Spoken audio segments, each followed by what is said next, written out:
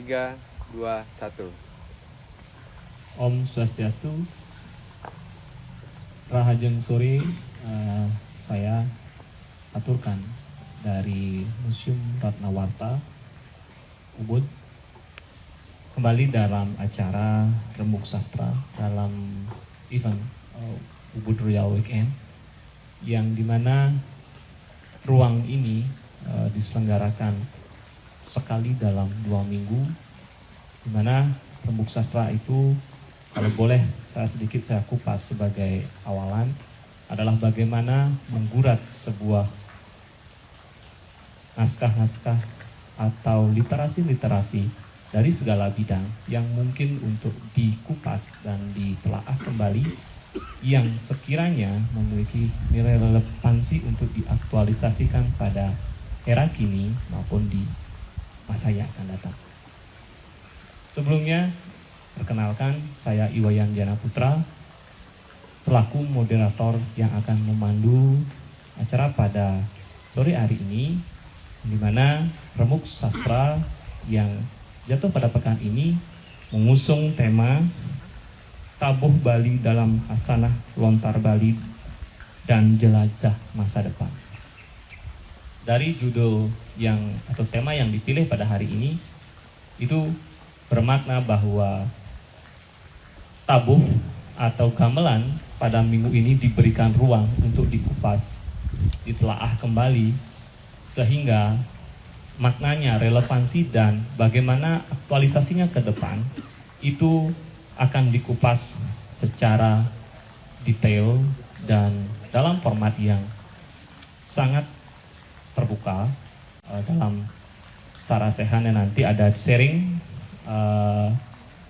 ada sesi untuk kita berdialog mengenai apa dari tema yang kita usung sore hari ini. Perlu saya jelaskan bahwa pemilihan tema ini adalah sangat tepat, mengingat Ubud juga memiliki sebuah perkembangan atau pengembangan dari gamelan atau tabuh itu sendiri, terkait dari bagaimana pelestarian, pengembangan, dan penggarapan hasanah baru dalam perbendaharaan musik atau tabuh di Bali. Baik, untuk menghemat waktu, ada 2 orang narasumber yang akan kita ajak berselancar atau menyelami mengenai tema yang dipilih sore hari ini, yang khususnya akan berusaha menelaah kembali hasanah tabuh Bali dalam hasanah lontar, sedangkan kemudian kita akan menghubungkannya dengan bagaimana sebuah nilai-nilai dari lontar yang pernah disurat itu diaktualisasikan di era kekinian. Baik, narasumber yang pertama adalah Gusti Made Agus Susana. Beliau adalah Ketua Widya Sabo Kabupaten Gianyar dan juga berprofesi sebagai guru agama Hindu di SD Negeri Hindu 1 Bono, Belah Batu, Kabupaten Gianyar. Dan juga beliau di Ubud pernah melatih beberapa sekel-sekel kecak yang bernaung di bawah organisasi ataupun desa adat. Salah satunya yang saya dengar tadi, beliau pernah mengajar di banyak desa Pekraman Taman Kaja dan desa adat Ubud Kaja.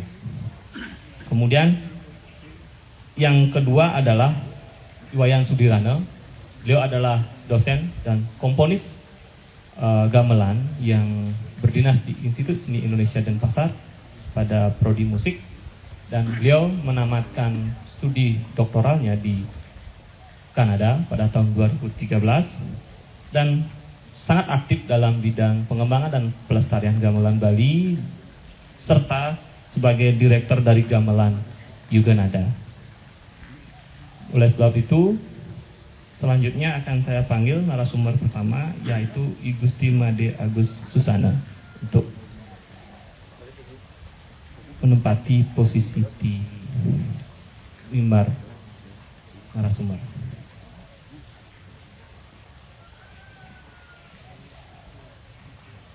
Swastiastu tuh mungkin kena tuh. Yang kedua akan saya panggil narasumber kedua, Iwayan Sudirana akan menyertai kita pada sore hari ini. Di samping nanti juga kita akan gelar sesi untuk dialog melalui akun Instagram yang telah disediakan oleh panitia, yaitu di akun Instagram Ubud Royal Weekend dan kedua akun Instagram Hello Ubud. Jadi para pemirsa, para audien, para apresiator yang mengikuti acara ini pada kedua platform IG tersebut dapat memberikan pertanyaan, masukan ataupun informasi yang sekiranya dapat kita sharing pada diskusi sore hari ini. Baik, untuk menghemat waktu, langsung saja saya ingin pertama-tama memberikan kesempatan kepada Haji Gusti Made Agus Susana untuk memberikan kira-kira pandangan mengenai tabuh Bali, khususnya dalam Hasanah Lontar Bali yang pernah tersurat oleh para pendahulu kita dan kira-kira relevansinya juga pada masa kini. Nah, setelah itu langsung saja nanti setelah dipaparkan oleh Bapak Gusti Made Agus Susana akan dilanjutkan dengan mengupas hal yang sama oleh Iwayan Sudirana. Baik, untuk menghemat waktu, tempat dan waktu saya persilahkan Haji. Om Swastiastu. Para penglingsir di tiang ring biji mengenah sana banget wang yang di tiang dan kasep di tiang matur ring para pemirsa dimanapun berada yang selalu setia mengikuti acara ini, yakni Ubud Royal Weekend. Semoga semua berada dalam keadaan sehat walafiat.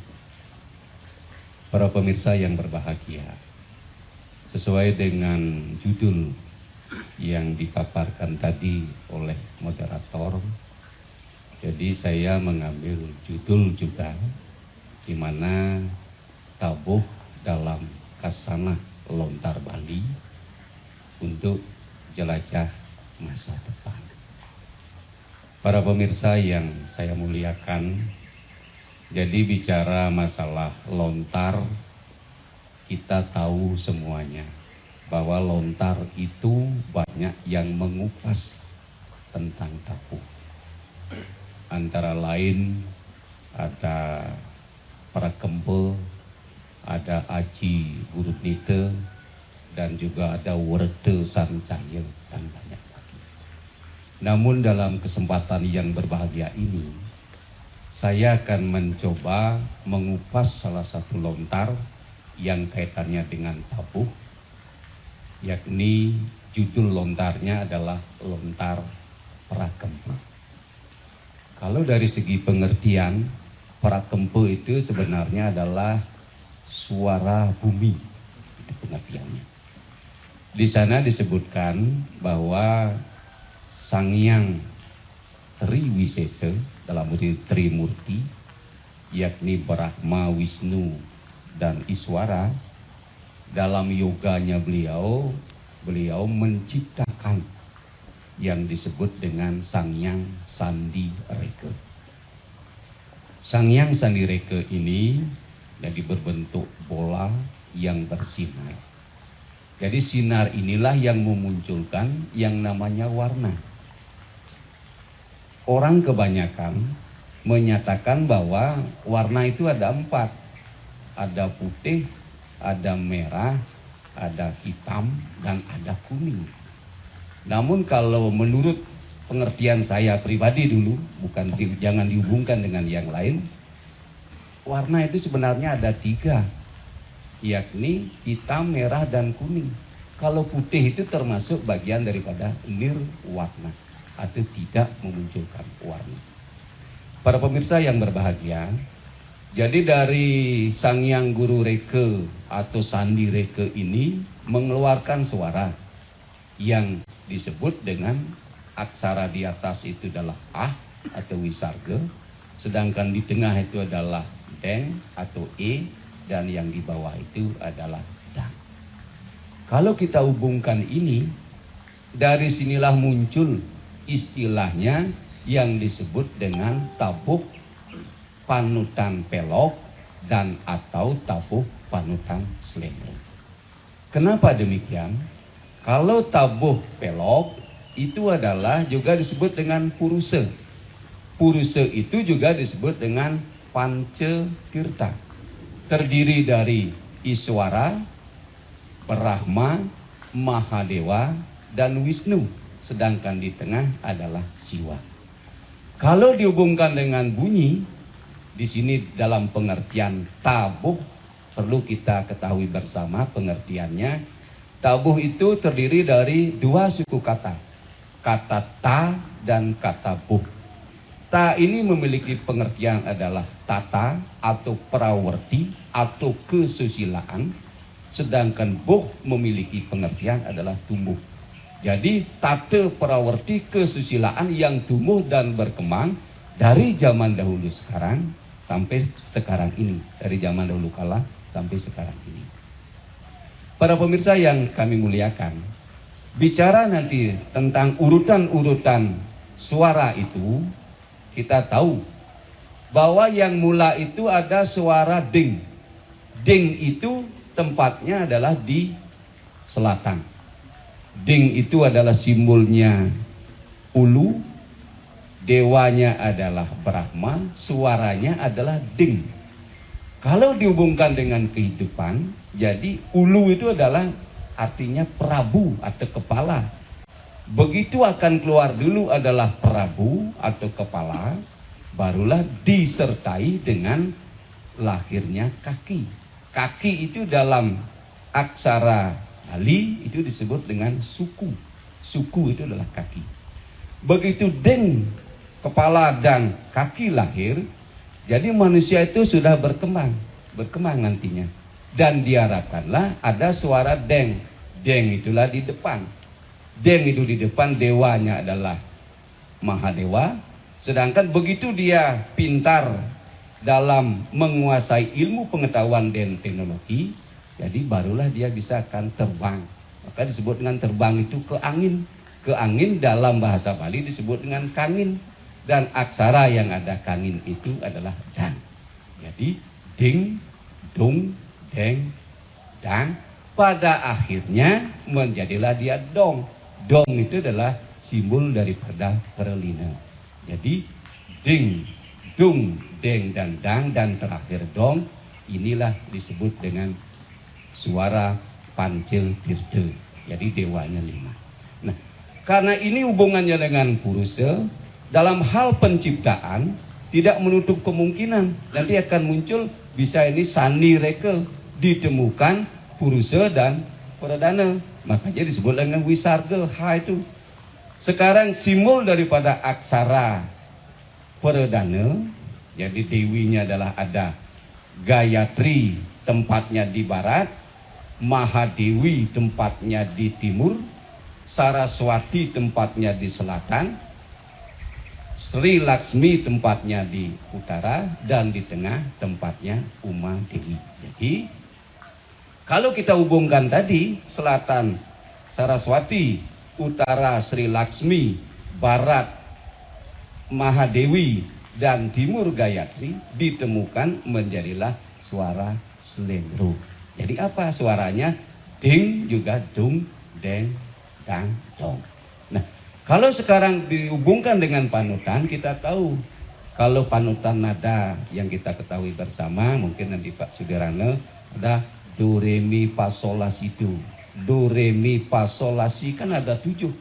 Kalau dahulu kita tetap memakai sabta nada 7. Jadi yang kita kurangi sekarang lagi 2, yaitu suara daing dan suara deung. Jadi do mi fa sol si atau dang, ding, dung, deng, dong itu adalah pelok, sedangkan ding, dung, deng, dang, dong itu adalah suara selendro. Jadi pelok dan selendro bertemu. Nah, inilah nanti dikemas sebaik-baiknya oleh suara tadi yakni kita kenal menurut lontar Prakempo yang saya katakan bahwa yang menyusun tata prawarti Dumbuk ini adalah Si Melat Prana atau disebutlah dengan gamelan. Gamelan itu tiada lain adanya di mana? Adalah di reseng langit di surga loka. Begitu Si Melat Prana ini menabuhkan gamelan tadi, bahwa para dewa itu tertarik. Oleh karena demikian, para dewa pun ikut serta dalam membentuk tabuh-tabuh itu. Antara lain, muncullah Dewa Indra. Di surga beliau membuat tabuh yang namanya apa? Disebut dengan Semar Pagulingan atau Semara Pagulingan. Begitu selesai Sang Hyang Indra membuat Semara Pagulingan, turunlah Dewa Kuera. Begitu Pagulingan beliau metangi, disebutlah dengan Semara Tangi. Metangi. Sekarang turun dari Dewa Yama, Semara Palingyan, dan turun Dewa Brahma, Semara Pandirian. Metangi, meturu dumun, mekolom, metangi, melinggih, aris, wawu, ngadat. Itulah Semara. Nah sekarang bagaimana? Inilah makanya tabuh itu sangat berkembang. Nah untuk hal itu, jadi para Buddhakala itu tidak kalah. Para Buddhakala menurut lontar yang saya bawakan itu adalah beliau juga membuat tabuh. Nama tabuh beliau adalah tabuh Bebonangan. Makanya setiap kegiatan ada membangkitkan semangat, maka tabuhnya pasti Bebonangan atau Balu. Kalau kita hubungkan tadi sastra-sastra yang saya katakan tadi menurut lontar Prakempo, kalau digabung jadi dang menjadi enang, ding ending, dung endung, deng endeng, dan dong endong. Inilah tiada lain adalah perputaran daripada sastra. Kalau dihubungkan dengan aksara Bali, timur itu adalah Sadayatana atau Sang, Daksina atau selatan itu adalah Bamadewa atau Bang, barat atau Paschima itu suaranya adalah Tang, Tatpurusa, sedangkan utara itu Agora, dan di tengah itulah Isana. Yang sekarang ada di Tenggara itu adalah Nang, di sini adalah Mang, Sing, Wang, Yang. Jadi Sang, Ban, Tang, Ang, Ing, Nang, Mang, Sing, Wang, Yang. Lengkaplah 10 itu. Makanya dunia ini dijaga oleh para dewa yang tiada lain adalah kaitannya dengan bunyi-bunyi yang saya katakan tadi. Para pemirsa yang budiman, yang saya hormati, kalau kita sekarang bicara tabuh, bagaimana perkembangannya? Jadi kita tahu bahwa tabuh itu kan ada 3 pokoknya. Kendang, sudah itu ada kajar, dan ada cengceng. Kendang itu sebenarnya adalah gurunya daripada tabuh. Sedangkan kajar itulah gurunya peniti atau irama. Sedangkan cengceng itulah gurunya ombak-ombakan. Kalau kita hubungkan dengan kehidupan zaman sekarang, para pemirsa yang berbahagia, kita tahu, mohon maaf, saya akan bawakan dengan Pupuh Sinom. Jadi ada menyebutkan begini, I terompong mangugalang, gener calung menyambungin, suling riong mengubitan, I cengceng ye mangresekin, I kenang mengangselin, jublagan menyelag itu, I klenang ye mengelanturin, menyelagin, sampun puput, igong nampi po wilangan. Itu dalam Pupuh Sinom yang saya baca keliring, tidak saya temankan. Ini artinya apa? Kalau kita hubungkan dengan sistem kehidupan sekarang, terompong itu adalah merencanakan sesuatu. Perencanaan itu jelas akan diikuti oleh perangkat-perangkat yang ada. Begitu perangkat yang ada, ya termasuk prejuru kalau di masyarakat, termasuk petengan, termasuk penyarikan, dan lain sebagainya. Kesinoman itu lengkaplah dia. Namun kajar ini sebagai gurunya peniti, gurunya irama, ini adalah menandakan bahwa ini sebagai petengan atau yang memegang keuangan. Bila ini tabuh ini tidak bagus caranya memukul, jadi kacaulah organisasi itu. Makanya kajar itu gurunya irama. Kajar adalah guru dari seluruh tabuh. Itu. Itu pengertiannya. Nah, sekarang kehidupannya, bagaimana dalam mengemas kegiatan tabuh ini? Nah, jadi kita tahu para pemirsa yang budiman, utamanya di sini di wilayah Ubud. Jadi banyak sekali, karena kita bicara kebudayaan tidak terlepas dari manfaat yang harus kita peroleh. Karena ada nanti legalitas, sudah itu ada yang disebut dengan integritas, ada harmoni, ada lingkungan, dan ada berkelanjutan. Dengan harapan mudah-mudahan tabuh ini dapat berkembang. Karena apa? Karena tidak akan mungkin kebudayaan itu bisa berkembang kalau tidak ada yang melanjutkan. Oleh karena demikian, siapapun sebagai generasi penerus, jadi tolong dilanjutkan karena tabuh ini sangat bermanfaat. Nah, sekarang akhirnya yang saya ingin sampaikan kepada para pemirsa yang budiman, bahwa tabuh ini memiliki tujuan tiada lain adalah untuk menghaluskan jiwa dan budi. Karena kita tahu pada budi mana ahamkara, kalau jiwa dan budi kita sudah halus, apapun yang kita lakukan jelas itu sesuai dengan tata krama prawarti yang ada. Karena kalau kita tabuh bicara tata prawartinya tadi, di sana akan muncul tata lunguh, bagaimana tata krama di dalam duduk, ada tata busana, bagaimana memakai busana dalam rangkaian kita memukul gamelan itu untuk mencari tabuh yang baik dan benar. Dan yang terakhir ada yang disebut dengan tata wadana, bagaimana ekspresi kita itu mencerminkan. Mudah-mudahan memang tabuh itu amat bermanfaat. Para pemirsa yang berbahagia, mungkin itu dulu yang ingin saya sampaikan sebagai kata pembukaan untuk membuka wawasan kita bersama. Nanti mungkin ada waktu di sana kita sampaikan pada waktu dialog. Mudah-mudahan bermanfaat apa yang saya sampaikan, dan mungkin ada hal yang kurang berkenan, mohon maaf atas segala kekurangan kami. Tadi tutup dulu cara kami serahkan. Terima kasih. Oke, terima kasih Haji.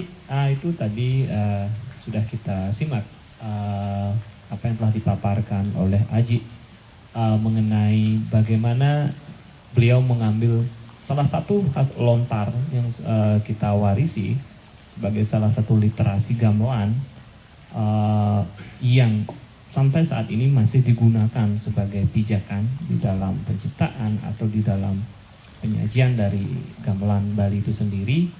Tadi dikupas, walaupun secara singkat, tetapi amatlah banyak. Terutama yang saya catat adalah secara filosofis. Jadi seperti apa yang saya sampaikan di awal, bahwa ini adalah dalam rangka menelaah, mengkaji kembali. Jadi sudah terjawab tadi bahwa setelah ditelaah, walaupun hanya dalam waktu singkat tadi, ada beberapa persoalan atau isu yang harus kita pahami kembali mengenai filosofis, dari bagaimana mulai perputaran nada yang berhubungan dengan kosmologi spiritual, kemudian ada secara teknis bagaimana sebuah gamelan itu ditata sedemikian rupa, sampai akhirnya masuk ke estetika dan etika dalam penyajian ataupun penciptaan dari gamelan Bali itu. Bukan bermaksud untuk menyimpulkan karena terlalu dini. Jadi itu adalah beberapa petikan yang bisa saya sampaikan mungkin bagi pemirsa atau audien yang baru bergabung. Jadi pada dalam diskusi ini atau dialog ini, jadi itu adalah beberapa hal yang mungkin bisa saya sarikan untuk sementara. Jadi selanjutnya masih dalam lingkup yang sama, waktu dan tempat saya persilahkan kepada Yoyan Sudirano untuk memberikan perspektif atau pandangannya mengenai hal yang sama seperti apa yang telah disampaikan oleh Haji Suzana tadi. Baik, untuk tempat saya persilahkan. Om Swastiastu.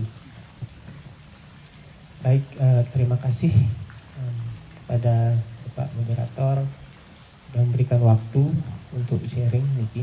Bukan berarti menggurui, cuman yang mau sharing apa yang ketahui tentang topik yang dibahas pada hari ini. Tadi menelisir titiang Niki Bapak Gusti di sana sampun ngelimbakang, sampun menjelaskan secara koheren gitu nggih. Artinya sudah menjelaskan lontar prakempel dari sudut pandang filosofi, aksara dan semuanya seperti yang sudah disimak tadi. Sebagai generasi muda yang banyak belajar semua niki tadi setelah mendengar apa yang tersirat di lontar prakempel. Nah, sebelum kita masuk ke topik yang kita akan bahas, tadi banyak sekali dikaitkan hal-hal yang berhubungan dengan bunyi yang dihasilkan pada saat semesta ini diciptakan oleh Sang Yang Triwisesa Tenggen Teduh. Nah itu menurut yang sangat mendasar dan itu perlu diketahui karena semua yang berhubungan dengan bunyi itu berhubungan dengan penciptaan semesta. Nah, untuk melanjutkan apa yang telah disampaikan tadi, masalah setiap penjuru mata angin itu sudah memiliki aksara, sudah memiliki nada, dewa, warna, urip dan semuanya itu. Menurut Tiang sebagai generasi penerus memiliki tidak banyak sebenarnya musisi yang tahu atau menyadari seluk-beluk istimewa yang digambarkan dalam pengindar buana tersebut. Namun dalam arti penting bahwa nada-nada yang disampaikan tadi pada kardinal, titik kardinalnya masing-masing itu memiliki tempat yang unik dan aspek yang konotatif. Artinya memiliki prinsip operatif, prinsip yang menjalankan itu yang sama kalau kita bandingkan dengan estetika umum. Artinya nada-nada dirasakan memiliki karakter dan pengaruh individual. Karena setiap arah kardinal itu memiliki karakter dewa atau dewinya, itu berhubungan dengan karakter dari ciptaan beliau, yaitu manusia. Dan itu pengaruhnya ke individu jadinya. Nah, alasan akustik yang Tiang lihat yang menyebabkan hal ini terjadi itu karena nada-nada tersebut secara langsung tadi sesuai yang dikatakan oleh Pak Gusti tadi, dia dipisahkan dengan interval yang tidak sama. Jadi tidak urut dia. Kan tadi tidak urut. Misalnya kalau yang timur itu dang, selatan ding, barat deng, di utara dung, di tengah dong. Jadi kan kalau gamelan ding dong deng dong dang kan seperti itu. Nah ini kalau kita ambil dari timur dang ding deng dong dong di tengah gitu dia. Slendro pun seperti itu. Kalau dimulai dari tenggara kan dang slendro dia. Dang kalau di sana ding di barat daya itu deng, di timur laut itu dong, di tengah juga dong gitu. Nah ini intervalnya yang tidak sama. Jadi alasan akustik itu yang memberikan perbedaan pengaruh individual dari karakternya sudah disesuaikan dengan yang memiliki tempat itu, dewa-dewa atau dewi-dewinya. Nah, kalau kita hubungkan kepada tingkat komposisional, jadi komposisional ini dihubungkan dengan cara merakit nada-nada itu. Kalau nada-nada di titik kardinal ini dihubungkan dengan nada akhir pada sebuah melodi atau nada dari gong, jadi nada gong dalam satu melodi itu menunjukkan rasa atau mood dari sebuah musik. Misalnya niki kayaknya niki juga ditulis di Prakempo tetapi yang diterjemahkan oleh Prof. Bandem. Artinya di sana dikatakan bahwa nada ding itu, ding telok niki, ding itu dirasakan bersifat heroik, agung gitu. Nah, dong sensual, tajam. Neng nike kekanak-kanakan. Juga dihubungkan dengan kekuatan supranatural. Gitu. Makanya gending-gending calon orang itu banyak yang dindeng gitu. Dan menakutkan dia. Terus di dong ini biasanya dihubungkan dengan sifat yang feminim. Jadi anggun gitu. Kan banyak nih keselisir itu dindung dia anggun dipakai untuk mengiringi putri gitu. Nah, dang berhubungan dengan sifat yang agresif, sifat perang gitu. Makanya kalau ada gending-gending dindang, Belaganyur biasanya semua itu yang memiliki bobonangan seperti itu, dia agresif ya. Nah itu kalau kita hubungkan dengan karakter-karakter dari titik kardinal ini. Nah ini juga berhubungan dengan tingkat komposisional, bagaimana kita mengatur nada-nada yang sudah memiliki karakter ini supaya sesuai dengan karakter yang kita ingin bangkitkan pada lagu atau tabuh yang ingin kita buat, seperti itu. Tetapi perlu juga digarisbawahi bahwa hubungan ini tidak berlaku secara ketat. Artinya dia disepakati secara umum, walaupun hampir semua musisi sependapat dengan ini, mungkin saja dalam prakteknya itu dikembangkan atau tidak digunakan. Jadi dia tidak berlaku secara ketat bahwa yang dinding itu selalu heroik, tidak seperti itu. Nah ini hanya dihubungkan dengan karakter dari titik kardinal dari nada-nada tersebut. Hal lain yang digambarkan dalam prakempel adalah kaitan instrumen gamelan dan suara yang dihasilkan dengan bagian tubuh manusia. Tadi seperti yang dikatakan Gusti tadi, itu dari kepala terus di kaki terus bisa terbang gitu. Jadi niki di suara-suara yang suara yang dihasilkan itu dikaitkan dengan tubuh manusia niki yang tiang dapat baca niki dikaitkan dengan tubuh manusia dari atas bahu sampai di bawah hidung. Nah, jadi gong nika dikatakan terletak di leher. Gong itu di leher, terus ceng-ceng nika di atas lidah. Ceng-ceng itu di atas lidah. Gangsel atau di instrumen berbilah nika tempatnya di pangkal lidah ya, atau pada saat mulut terbuka. Teropong itu di ujung lidah karena dia sebagai yang mengarahkan, dan riong itu di rahang sebagai penekat dia. Gitu. Jalan untuk suara musik itu yang melalui tubuh nika sebenarnya semula itu berkumpul di kepala atau di hati. Seperti yang dikatakan pada akhir tadi nika musik nika adalah ekspresi kehalusan gitu nih. Kalau tidak mempelajari musik kita tidak bisa merasakan. Gitu. Jadi memang titik kumpul dari suara-suara itu adalah di hati dan di pikiran. Gitu. Nah pikiran nika menurut dia ada dua, karena pikiran atau perasaan dan piki gitu. Kadang-kadang niki bertentangan dia antara apa yang ada di hati kita dan apa yang ada di pikiran itu, kadang-kadang dia bertentangan.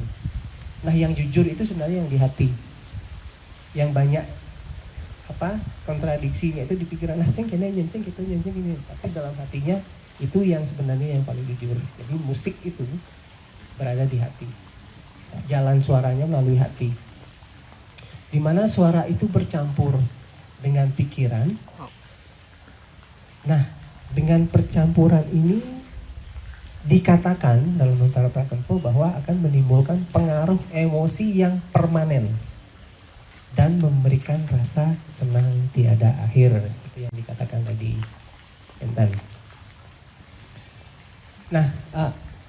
dengan melihat begitu dalamnya ulasan dalam lontar-lontar yang memuat tentang tabuh-tabuhan atau suara itu, yang sebagai generasi muda berpikir bahwa hal ini, pemahaman-pemahaman ini sangat penting dijadikan sebagai dasar, apalagi kalau kita tadi dituntut untuk mengembangkan logika Titiang.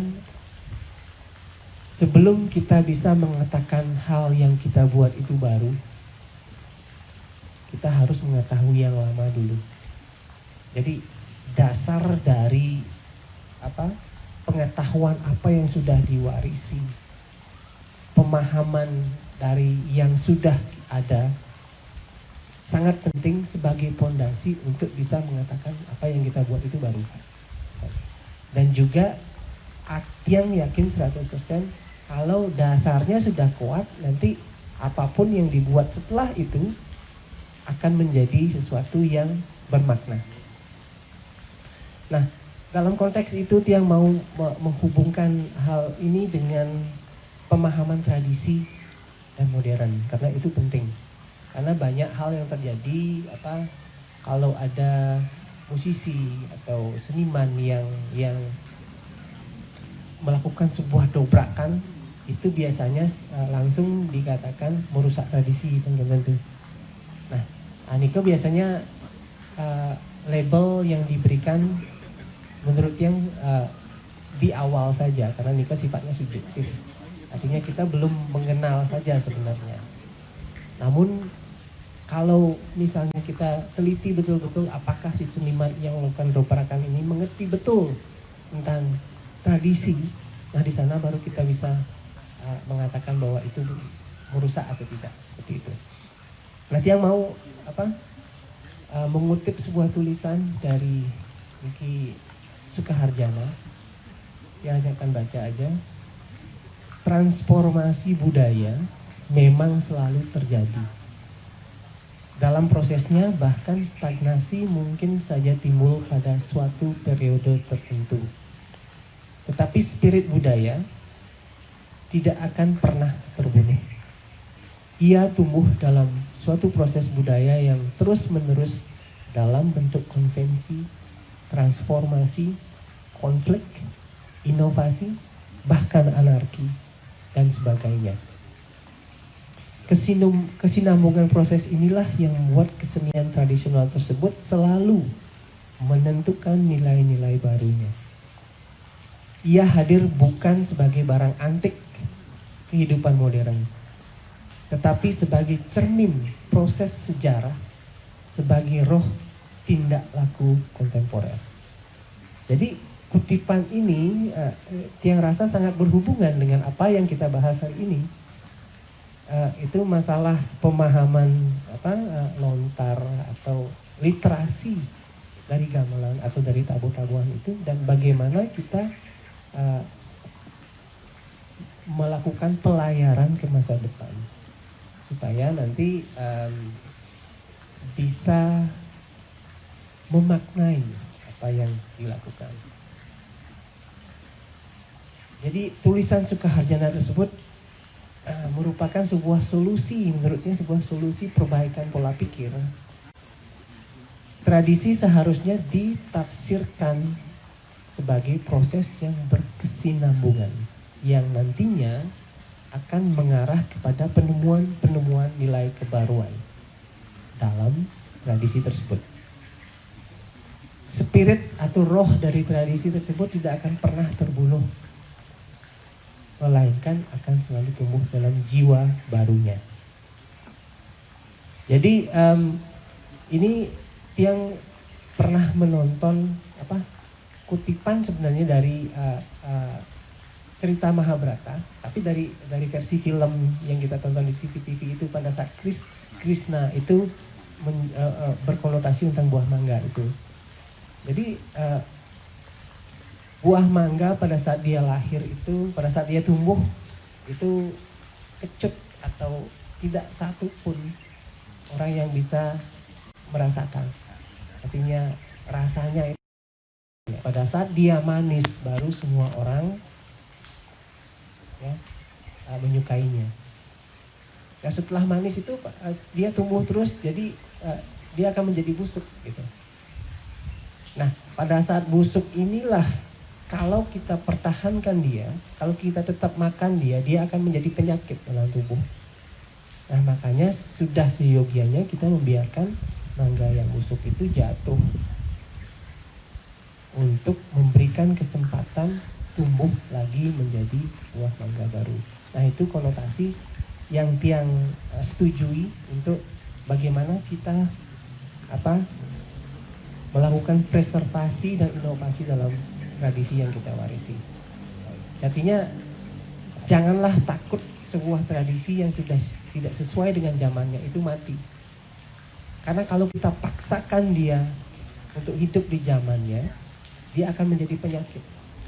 Biarkanlah dia dulu tidur sejenak untuk bisa tumbuh sebagai tradisi baru di zamannya yang sesuai dengan dia. Jadi mangga itu kalau kita berikan dia jatuh, dia akan tumbuh sebagai buah mangga, pohon mangga yang baru lagi gitu. Nah, itu sedikit konotasi untuk menghubungkan apa yang dikatakan oleh Sukaharjana.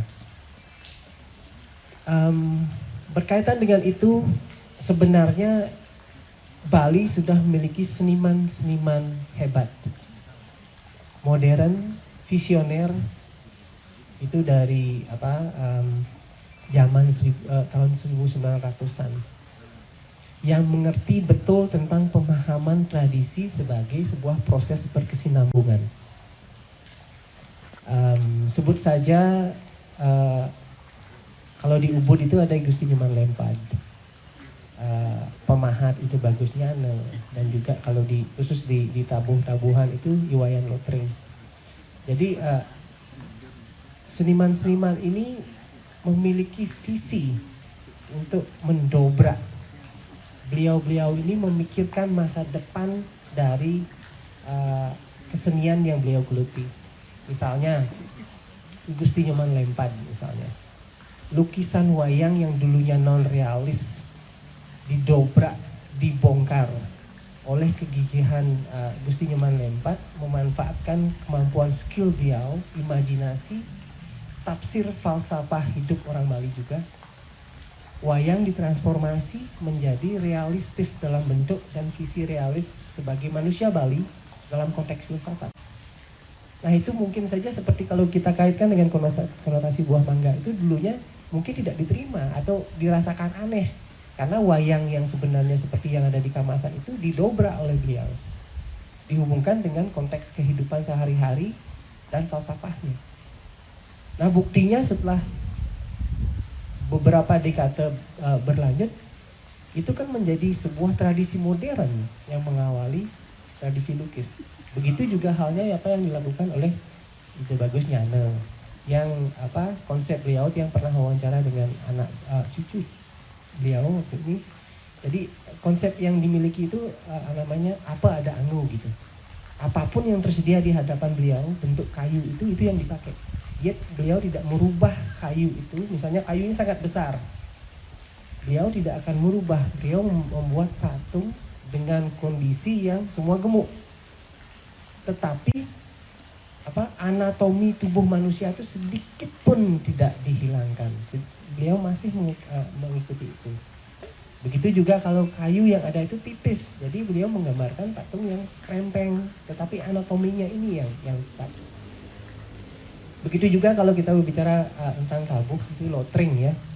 Lotring merupakan menurut yang seorang seniman yang pertama kali mendeklarasikan dirinya sebagai seorang komposer. Tidak ada satupun sebelum itu. Lotring. Beliau menghadirkan pola-pola kotekan, perjalanan melodi yang unik dan khas. Beliau juga mendobrak aturan pengawak lego, pengawak lelambatan, ke dalam bentuk yang lebih ekspresif dan juga bebas aturan lagu yang mengekang gitu. Jadi lotring biasa di tabuh-tabuh yang lotring yang masih kita mainkan sampai sekarang itu banyak sekali perjalanan melodinya itu tidak sesuai, bukan tidak sesuai, tidak sama dengan apa yang dilakukan sebelumnya. Terus ritme-ritmenya juga, ukuran-ukuran lagunya tidak hanya genap semua 4 atau 8, tetapi lotring sangat senang memberikan kejutan-kejutan. Menurut Tiang itu pada tahun 1920-an, 30-an itu merupakan langkah yang sangat visioner, sangat maju.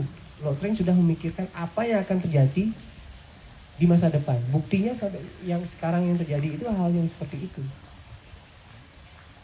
Sebagai manusia, sebetulnya manusia itu tidak akan pernah puas kan seperti itu. Manusia itu bukan makhluk yang hanya menerima, tapi dia manusia itu makhluk yang berinovasi terus-menerus. Sama seperti di musik. Jadi karya dari lotring sampai saat ini disegani tidak hanya di Bali, tetapi juga di dunia internasional. Nah, dari konteks dasar lontar nada yang sudah disampaikan tadi, terus bagaimana kita memiliki seniman-seniman besar yang mendobrak aturan yang visioner, terus apa yang kita lakukan sekarang?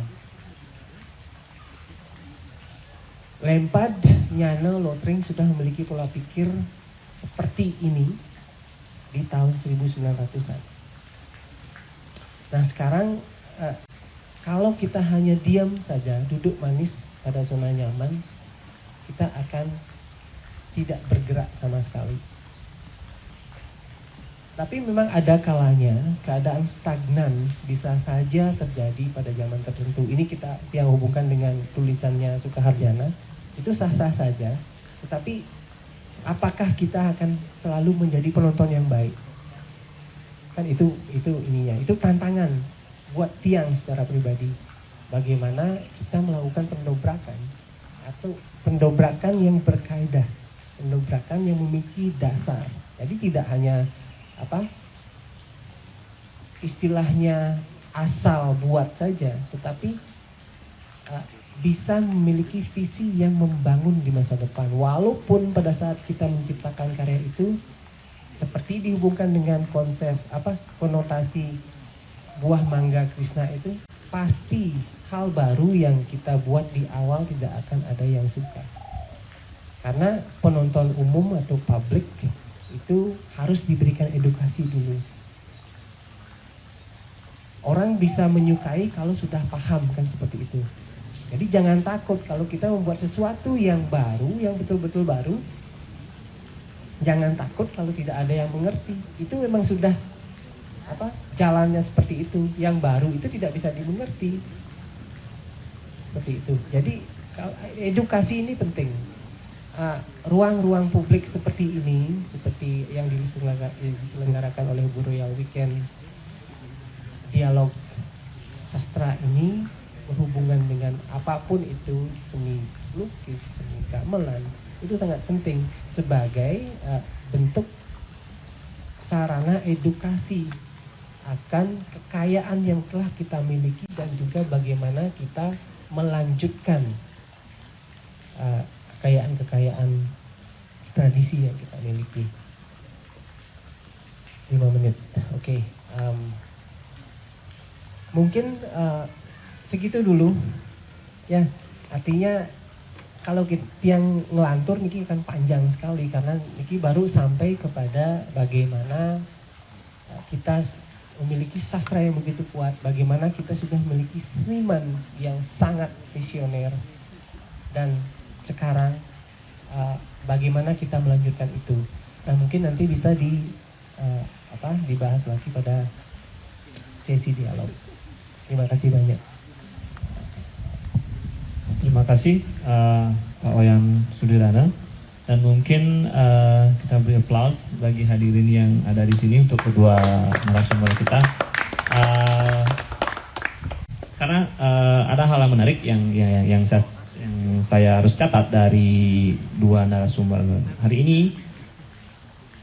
Hal menariknya adalah ketika literasi kuno yang mungkin kita letakkan dalam posisi dalam tanda kutip wingit.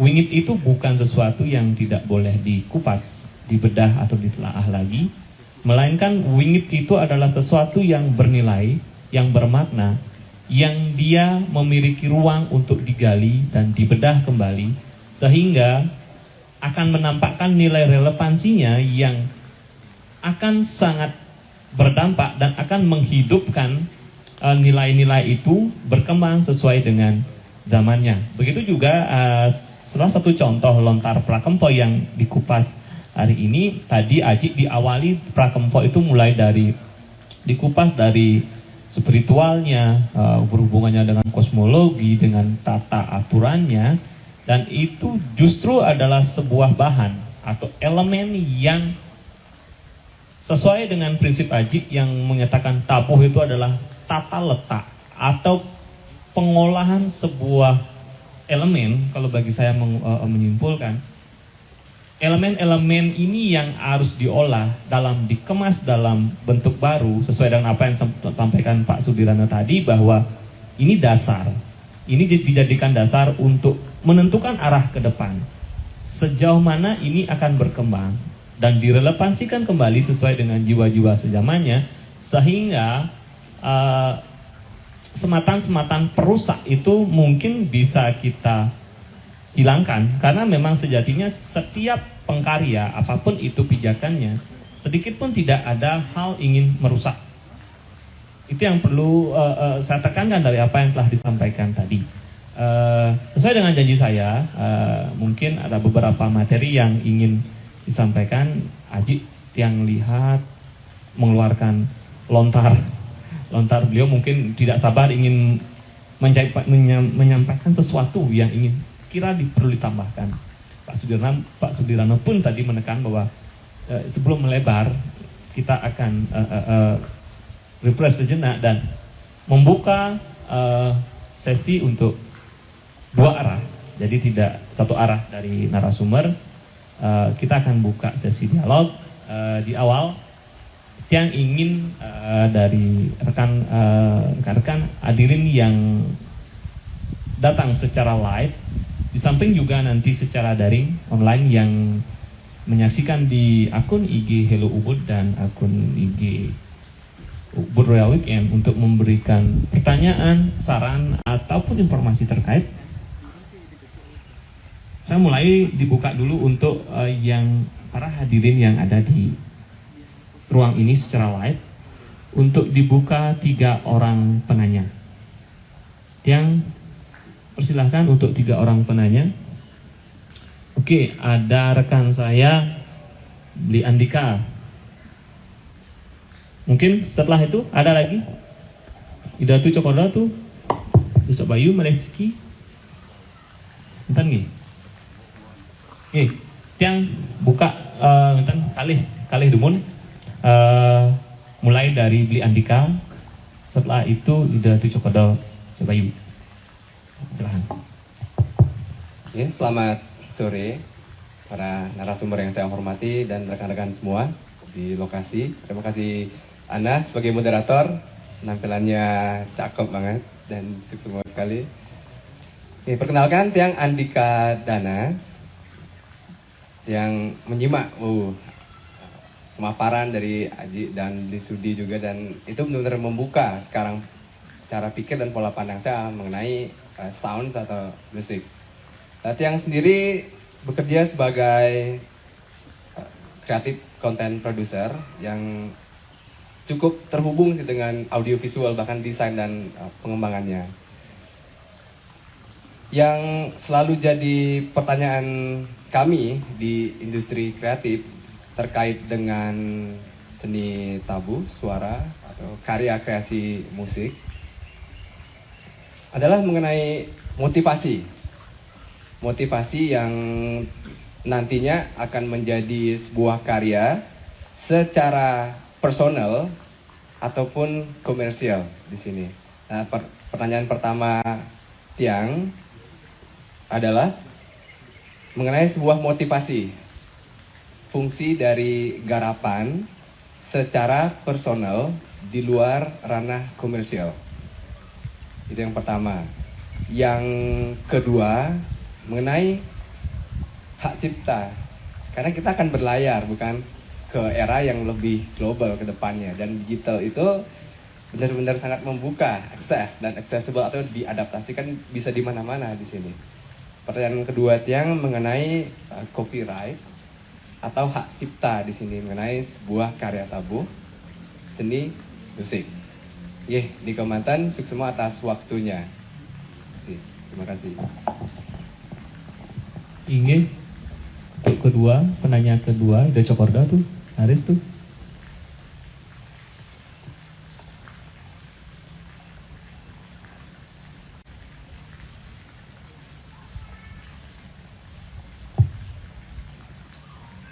Om Swastiastu.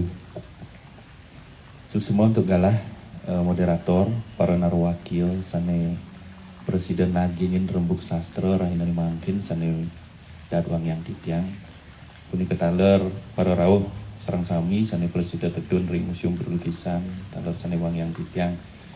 Titiang akidik mencoba nagingin sepunika ngane ndek tabuh, wau Titiang agak terkesit di penjelasan Aji sepunika kawenten ngindek bunyi sepunika kawenten kaitnya dengan arah mata angin sepunika taruh kawenten itu taruh ring suargan kucap ledang itu ngaji kawenten bunyi-bunyi sepunika minapta kadinika mawena ring pura-pura ring wenten puja wali kadinika menawi tujuannya ini wenten gong sapunika titiang lunas pikayun para narawakyo ngan ini nilai kawenten covid kadimangkin sepunika yang berdampak pada kegiatan kita berritual upacara ring pura-pura sepunika sampun limang sasih menawi ten nanang miragi wenten gong gambal entan kala ngaturun puja wali ring pura napi ledang itu betara tedun sepunika ngaksi sejeroning wali sepunika ini yang lunas pikayun sepunika kaping kalih berkenaan dengan makna-makna filosofi yang tertanam dalam sebuah naskah-naskah lontar Bali berkenaan dengan tabuh yen panggih titiang riki ring ubud sepunika saking alit nak sampun muruk megambel iki ring puri kudagung niki do akeh daler seke alit sepunika punapi becik ne pemahaman kadiniki nika diperkenalkan lebih dulu atau keterampilannya yang diasah lebih dulu sebenarnya. Titiang mana kadi bawas wau literasi. Karena literasi niki yang dumun riyen nak baca tulis. Wonten mungkin sampun ngelimbah sepunika wonten sains, wonten literasi finansial, wonten literasi digital. Nganut kadi zaman kadi mungkin apakah pola-pola pendidikan berkenaan dengan nilai-nilai spirit dan filosofi niki patut nika dikedepankan. Yang titiang bebelok sekali nak nyopir niki, nyopir mobil sepunika, yang kacau nih di muka niki kan masa depan, linggahipun konten spion nealit nika patut teler seledet kidik-kidik gitu. Tapi yang nealit nika nih masa lalu terus berputar dan manggih masa depan jelas mau tomplok terus karena masa depan lah yang abadi sepunika. Nah sepunapi amunika minapta titiang nagingin lunas pikayun para narawakyo minapta wenten iwang untuk titiang matur juga yang sedang unsur pengampura banget silap titiang untuk permesanti. Om Santi Santi Santi Om. Baik, terima kasih. Ada dua penanya sudah tadi tergelar. Pertama dari Yandika, tidak kalah cakep pertanyaannya ketimbang saya. Karena ini sangat berhubungan dan peka untuk mungkin untuk